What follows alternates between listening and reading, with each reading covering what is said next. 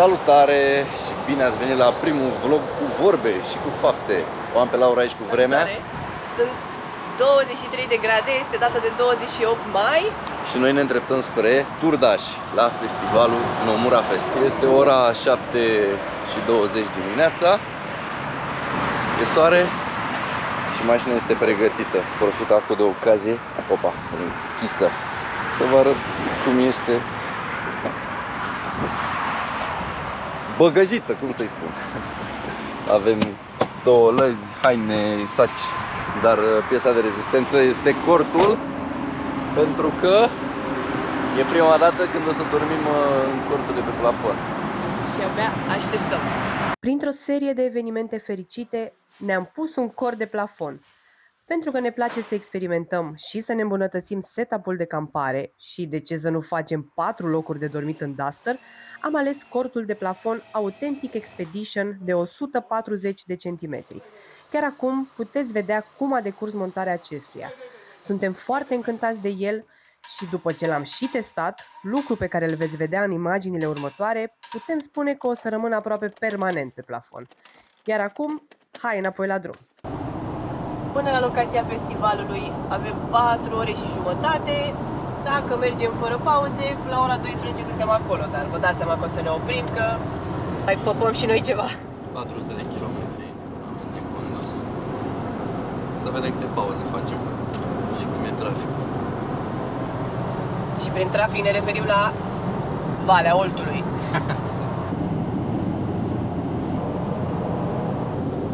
Nu ne îndurăm să ne oprim, să mâncăm și noi ca oamenii mâncăm așa pe fugă la volan.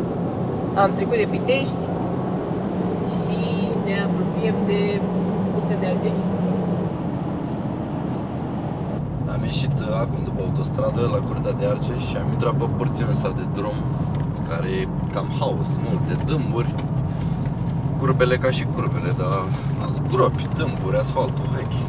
Asta e, poate o repară în cură. Care e frumos, e la țară. Și sunt foarte mulți salcâmi înfloriți. Sper că salcâm, după cunoștințele mele, eu așa zic. Ce gropi.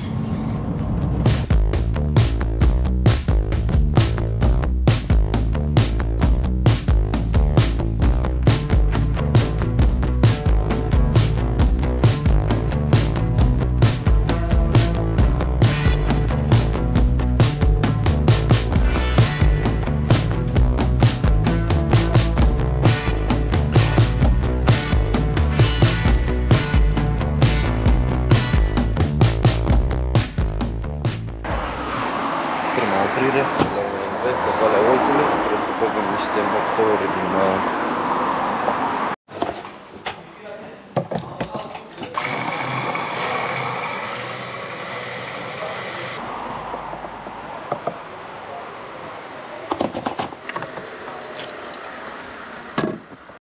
În sfârșit am reușit să plătesc la pompă. Văd că n-am probleme. Stă fix pe poziție, cum făceam puține griji.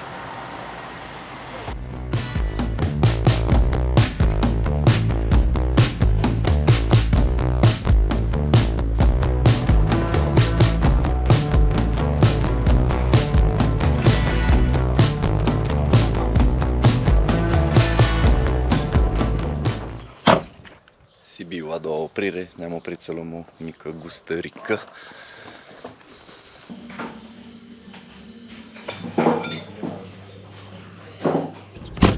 Foarte bun restaurant, prima în Sibiu. Eu am mâncat un șnițel cu smântână, cașcaval și ciuperci și cu niște cartofi țărănești, super bun. Și Laura? Și eu am mâncat o ciorbă de burtă excepțională. A venit doamna cu o oală de ciorbă pe care a pus-o pe masă, mi-a pus o porție în farfurie și a mai rămas încă o porție și jumătate în olicica respectivă. Și a fost excelentă și suntem șocați. Pentru că noi când ieșim din București nu prea mergem să mâncăm la restaurante, că de obicei ne luăm mâncare cu noi. Dar prețurile super decente, adică am dat 79 de lei pe mâncarea asta, în condițiile în care dacă mergi în București sau în Constanța sau mă rog în alte orașe, și ții o ciorbă de burtă, te costă undeva aproape 40 de lei, cu tot cu smântână, ardei iute și toate cele. Mi se pare absolut fascinant. Eu am dat 21 de lei pe o ciorbă de burtă și, mă rog, încă 4-3 lei smântâna. Da, bă, fantastic. Deci restaurant Prima în Sibiu, neașteptat de bun. Îi dăm în continuare, că mai avem o oră și 11 minute până în Orăștie, lângă Nomura Fest. Și facem și o oprire la Lidl, că normal a trebuit să uităm ceva. Mai avem câteva mici cumpărături de făcut. Îmi place că e GoPro fix în oglindă, dar face parte din viața de zi cu zi. Bă, ai putea să-l muți când am zis. Îmi pare rău!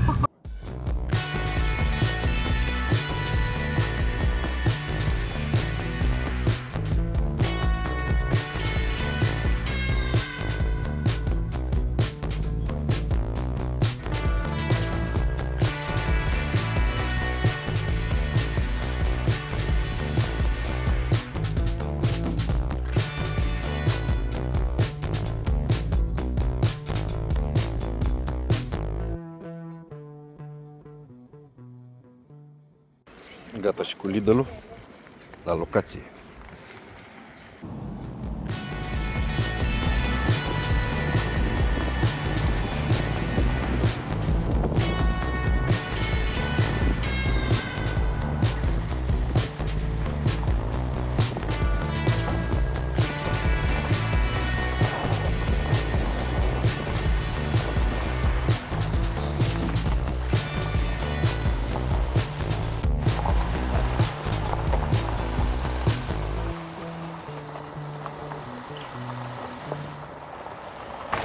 Am ajuns, este 1 și 32 de minute și am ajuns, în sfârșit. N-a fost drumul chiar atât de lung, parea un pic mai complicată, dar am ajuns! Operațiunea căutat loc de campat. Am ajuns, așa se preste situația momentan. Băieții se organizează, se așează.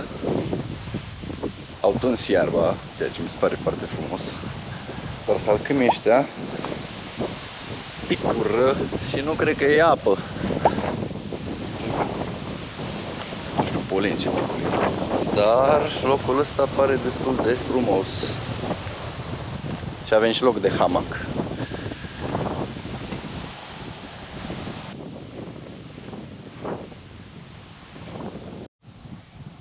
Am decis să ne campăm aici, chiar în locul acesta. Deși ieri pot să zic că am leșinat de cald în București, astăzi am polarul pe mine, după cum vedeți. Aici este râul Mureș și acum Alex o să vină cu mașina. Locul este superb, e foarte, foarte frumos. Chiar mi se pare o locație mai mult decât potrivită pentru acest tip de festival. Problemuța e că bate vântul destul de tare, dar mă rog, vedem noi cum gestionăm situația. Bine că el nu bate și noaptea.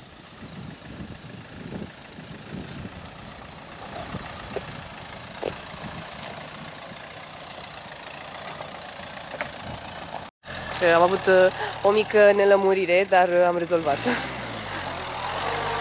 Până ne obișnuim și ne dăm seama pe ce parte se deschide cortul. Nu vrei să scoatem bolobocul? Păi uite, sunt niște pietre, erau niște cărămizi, dacă e să o urcăm pe ele. Da.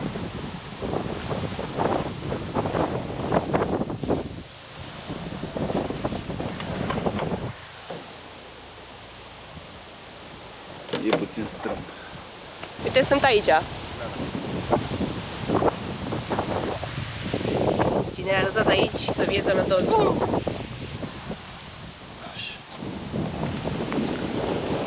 Mai băgăm o fisă.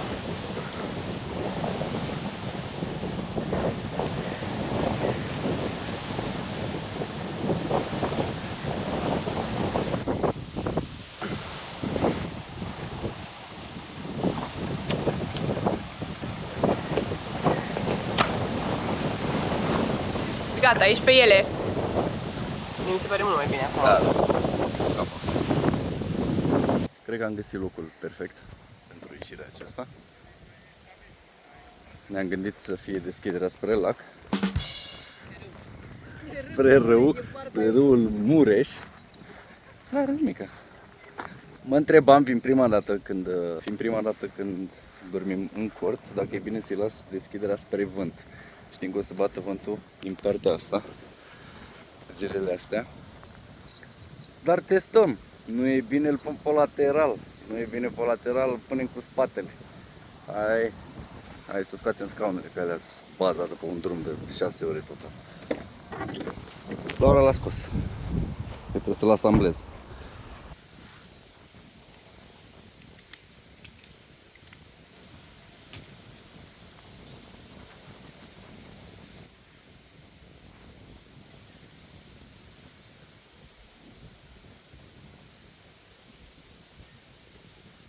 Băieții sunt pe organizare, iar noi am venit să explorăm un pic zona. Nu ne place primul loc. Da, adică el e super simpatic, problema e că bate vântul destul de tare și acum am venit un pic mai în spate, mai aproape de... mai în câmp și aici am sesizat că nu bate vântul. Sigur, bate soarele, dar asta nu e o problemă, că umbră mai faci, dar dacă te bate vântul e mai complicat. Noi nu prea suntem prieteni cu vântul, așa că ne orientăm către alt loc. Doar că e greu când ajungi primul undeva, că nu poți să-ți dai seama dacă faci cea mai bună alegere. E mai bine să fie alții, să te poți orienta după ei. Da. Părere? Păi părerea mea este că dacă vântul va continua să bată dinspre râul Mureș și toaletele sunt acolo și va ajunge aici mirosul, deci nu știu, ori ne orientăm tot pe malul râului încolo și avem și umbră. Am schimbat locul de camping pentru că într-adevăr acolo bate vântul foarte tare. E frumos pe malul Mureșului, dar n-avem ce să facem. Aici e super plăcut. Aici chiar e vară. Deci aici n-avem de ce să ne plângem. Acolo se pregătește panoul de cățărat. S-a pus un fileu, cred că de volei. Și acolo probabil că o să fie food court-ul, unde se vede copertina respectivă, umbrarul. Au mai sosit niște mașini.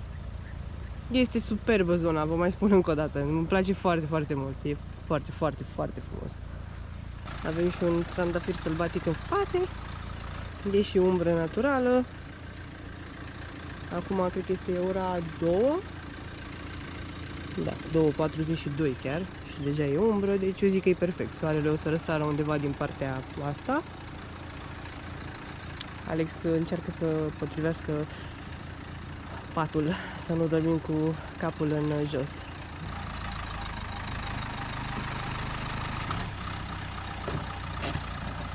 Hai să vedem, la fi drept.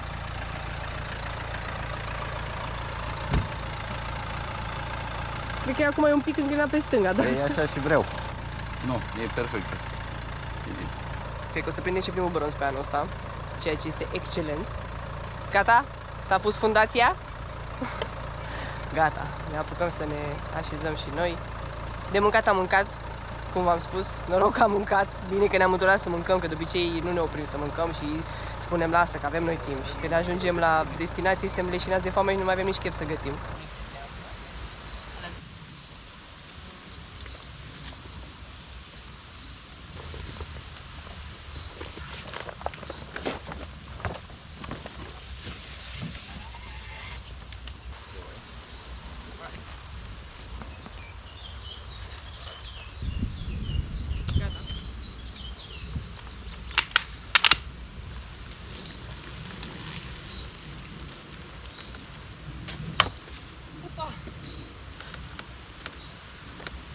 Să nu prindă salteaua acolo.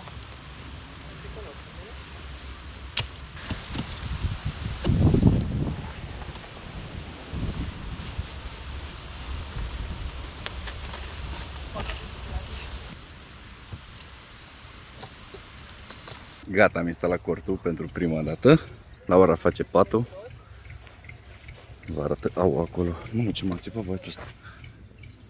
Țepător. Avem câteva chestii în mașină. Și ne-am instalat dormitorul. Și acum trebuie să fac ceea ce nu-mi place mie, și anume să pun această pătură peste saltea. Așa că o să filmez ca să râdă toată lumea, să nu mă distrez singură. Și cred că cea mai bună variantă de a face acest lucru este să mă dau jos și să o iau pe acolo, prin spate, să deschid plasa de țânțari și să o așez, pentru că de aici de sus este efectiv... Deci vin acolo? Da, te rog, da. Așa.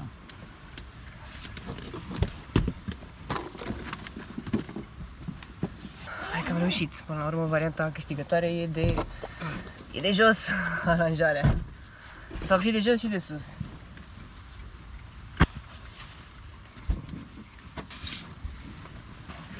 Saci de dormit, îi avem tot pe ăștia de iarnă cu noi, pentru că, deși zilele trecute a fost o vreme caniculară, aici, în județul Hunedoara, se pare că nu a ajuns încă vara și în noaptea aceasta o să fie cam 9 grade, iar temperatura resimțită undeva la 6, ceea ce e frig pentru gusturile noastre. Și cum noi nu folosim Webasto, pentru că suntem foarte ambițioși și rebeli, o să o ducem mult și bine cu acești saci de dormit. Așa. Și acum o să ne întindem repede și pe al lui Alex. Și am terminat cu patul, am făcut patul. Cam așa arată pătuțul, care este super generos de data asta. Ce faci? Ai venit cu oițele sa singure și stai cu noi aici. Stai la umbră. N-am papi, dar poate ne rămâne ceva acum. Stai și tu la festivalul Nomura? Laura va arăta niște cadre din el. A făcut patul. Trebuie să învăț să folosesc chestiile astea, că nu știu să le folosesc. Dar funcționează și așa.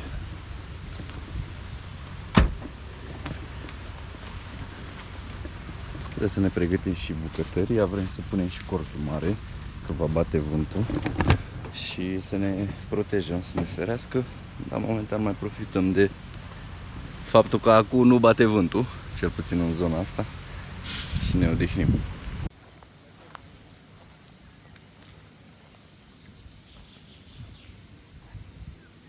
Am zăbovit puțin ce-i drept și ne tot uităm că nu știm cum să punem cortul mare. Pentru că problema e că noi vrem să se vadă și mașina asta frumoasă, că de-aia am muncirea aia. Și dacă am pune cortul în laterala asta de aici, cumva ar fura fața și nu se mai vede setup-ul nostru și nu e frumos. Că și e la festivalul, te duci să vezi ce fel de corpuri, ce fel de mașini mai au și ceilalți oameni. Că așa ar fi simplu, știm ce să facem. Mi-a citit gândurile, ca de obicei.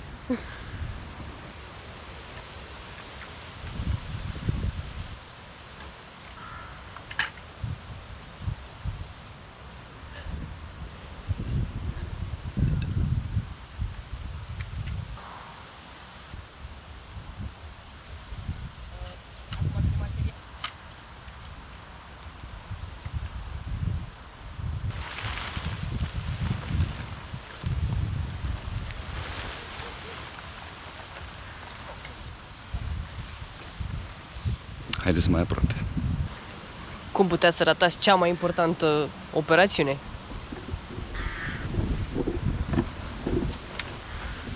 Deci nu edităm nimic din vlogul ăsta, așa îl lăsăm. Ta-da! Asta tu? Intra sus, trebuie să-i cobori piciorul. Au, ce cap am dat în tot.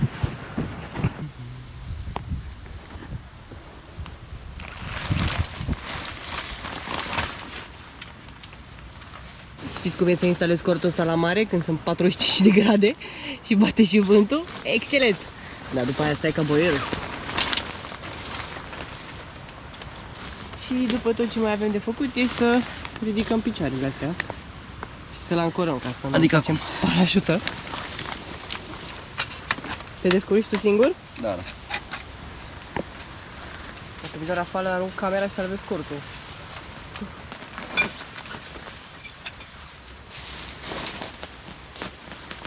Cam așa arată cortul acesta, pavilion.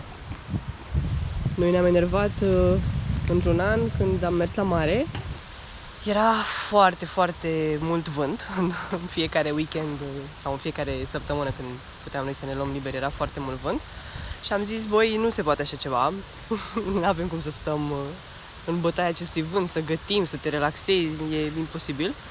Așa că am decis să luăm acest cord, care a fost destul de costisitor din punctul nostru de vedere, dar își face treaba. Și mai ales că acum, în zona unde campăm noi, la mare, sunt, după apusul soarelui, cărăbuși marmorați, le zice, care ei sunt foarte simpatici și frumos de privit, doar că au ei așa o treabă, sunt super curioși și în momentul, timp de vreo 30-40 de minute sunt activi, deci după apusul soarelui, dar vin și intră efectiv în tine, se izbesc și nu 1-2, vin câte 10 așa deodată și sunt foarte, foarte insistenți. Și sunt destul de mari, sunt cam așa de mari. Și mie mi-a intrat unul în păr la un moment dat și de atunci am zis, bă, ok, hai că e bine perioada aia de timp cât sunt ei activi, noi să stăm la adăpost. Așa că așa ne-am ales cu acest cord, dar chiar e super util, mai ales dacă stai mai multe zile, e altceva. Pare așa mai ordine decât să stai cu toate alea împrăștiate, mai bine stai cu ele împrăștiate, dar într-un cord. Mai am doar cuie de nisip la mine. Bine, mai am și normale. Bine. Da, sunt la duș și nu am chef să le scot. Și cred că intră destul de ușor astea în pământ. Câte mai trebuiau 4.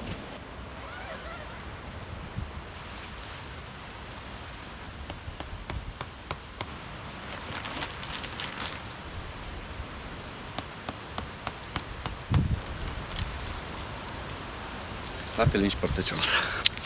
Ne apucăm să ne facem papa pentru seara asta. Că știți cum e, după ora 7 nu se mai mănâncă. Deși acum e 7:30. Și o să mâncăm așa, avem lipiile astea în care o să punem niște sos de iaurt cu puțină mentă și cu mărar și cu usturoi. Punem niște ardei gras, niște castravete, niște roșie și puiuț. Treaba este că a trebuit să luăm acest pui nesatisfăcător de la Lidl, deoarece eu, care trebuia să gătesc puiul, am uitat să-l gătesc și de dimineață când am scos tot ce aveam în frigider ca să le punem în lăzile frigorifice, am scos toate cele, le-am încerat prin bucătărie și când colo am văzut că este o farfurie cu pui. Și efectiv m-am uitat la ea și am zis, aoleu, să congelez puiul ăsta, de ce o fi lăsat așa? L-am băgat la congelator și efectiv în momentul în care am pornit de acasă, 2 minute mai târziu mi-am dat seama ce era cu acel pui. Acel pui trebuia să fie gătit de către mine ca noi să avem ce să mâncăm în seara asta. Așa că am comis-o, pentru că am lăsat pe mai târziu, ieri fiind super cald în București, am zis, băi, nu pornesc cuptorul să bag puiul ăsta la cuptor, acum o să-l bag mai pe seară când se mai răcorește și l-am băgat mai mult decât deloc. Așa că în seara asta mâncăm pui de ăsta și cu ce v-am spus mai devreme.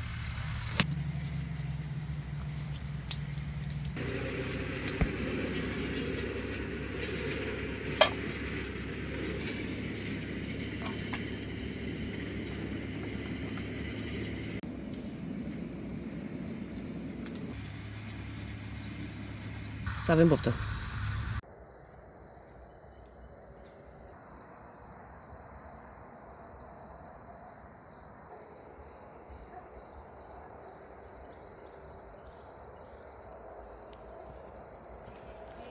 Mergem la o plimbare la apus. Terminat. Da. Pe 31 o să fie lună plină.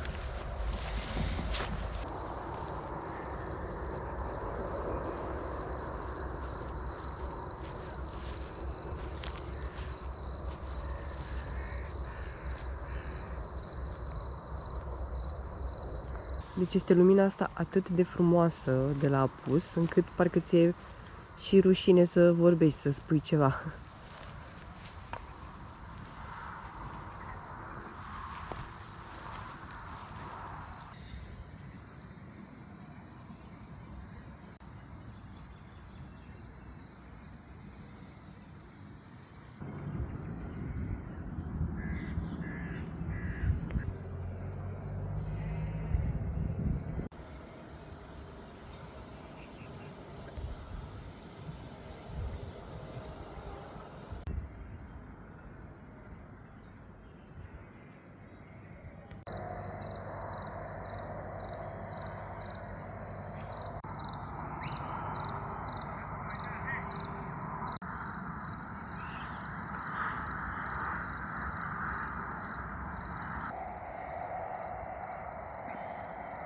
Bineînțeles că nu putea să nu ne atragă pe noi peretele ăsta de escaladă. Pentru copii. Pentru copii, din păcate. Chiar ne-am spus Laurei, măi, îmi iau haul, îmi iau espadrilele. Poate vine un concurs pe acolo.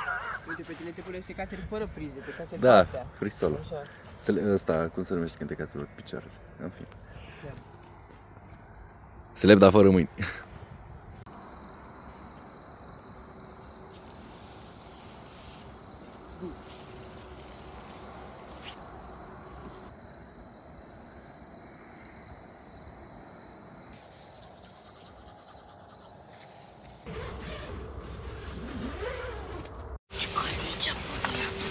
Ne-am băgat în cort, că nu se vede. Afară sunt 12,6 și așteptăm să vedem câte sunt în cort, pentru că ni se pare mult mai cald față de afară. 15,3 grade. Noi ne-am făcut comozi. Ne băgăm la Nani și vă așteptăm mâine dimineață la cafea. Ciao! Cu aceste imagini încheiem primul video, însă experiența Nomura nu se termină aici. După cum puteți vedea, urmează noi activități palpitante care pun la încercare casa noastră pe roți, Dusterul, dar și atenția pe un traseu de off-road de aproximativ 7 ore. Vă mulțumim că ne-ați urmărit până la final și dacă ești pe același val cu noi, nu uita să dai un like, un comentariu și, foarte important, abonează-te pentru a fi la curent cu următoarele peripeții în stilul Rocky Waves. Ne vedem în clipul următor!